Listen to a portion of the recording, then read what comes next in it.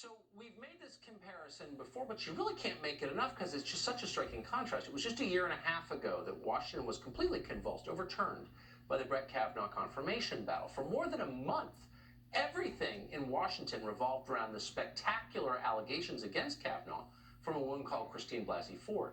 Those allegations had very few details accompanying. There was no proof they were true. In fact, there was ample evidence that they weren't, but it didn't matter.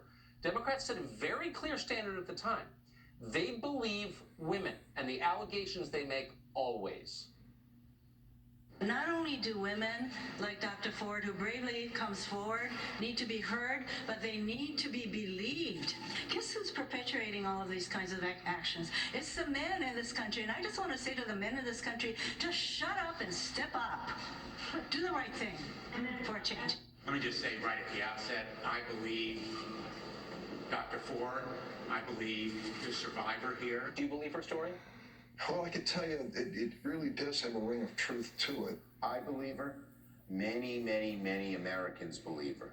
Many, many women in America who have been taken advantage of certainly believe her. I believe her because she's telling the truth. Judge Kavanaugh has not asked to have the FBI review these claims. Is that the reaction of an innocent person? It is not.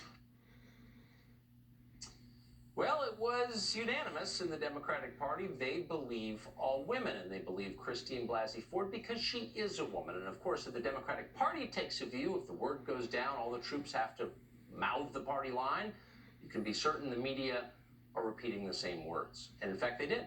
Kavanaugh, they said, was likely a serial rapist, and anyone who defended him was an enabler of a rapist. I've never heard of a guy who's a one-time rapist. I've never heard of a guy who's a one-time sexual assaulter. I grew up with guys like this. He's from around this area, right? He's the fifth guy in a gang rape. Maybe this country is a lot more racist and sexist than we thought. I'm glad we have mostly women on tonight. I think young women have experienced this kind of thing with guys who have been drinking. I think they know this guy got, to say out of hand is ridiculous, worse than out of hand. 3 women came forward and said under oath in various ways that Brett Kavanaugh sexually assaulted them. And they were told, we don't believe you. That's the legacy of this hearing. These white men, old, by the way, are not protecting women. They're protecting a man who is probably guilty. It's those old white men. They're the worst. And by the way, there was Chris Matthews very upset about sexual harassment. He won't put up with that, won't tolerate it, ever. Well, now suddenly a very similar case has emerged. Tara Reid says Joe Biden sexually assaulted her in the early 1990s. The specifics are pretty overwhelming. We don't know if they're true. They're unproven. But so far, they seem to have a lot more supporting evidence than the charges against Brett Kavanaugh did. But the case is being handled very differently. The media are, for the most part, ignoring the story. Tara Reid doesn't have 2 front doors, so she can't be credible, apparently. Democrats aren't simply ignoring the story. They're proudly endorsing Joe Biden anyway.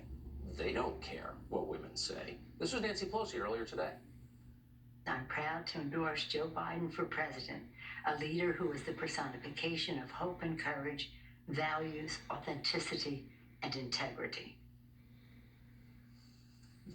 Nancy Pelosi endorsing authenticity.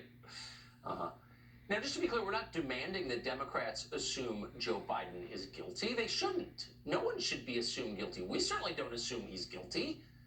But it's a little weird that they don't take this seriously.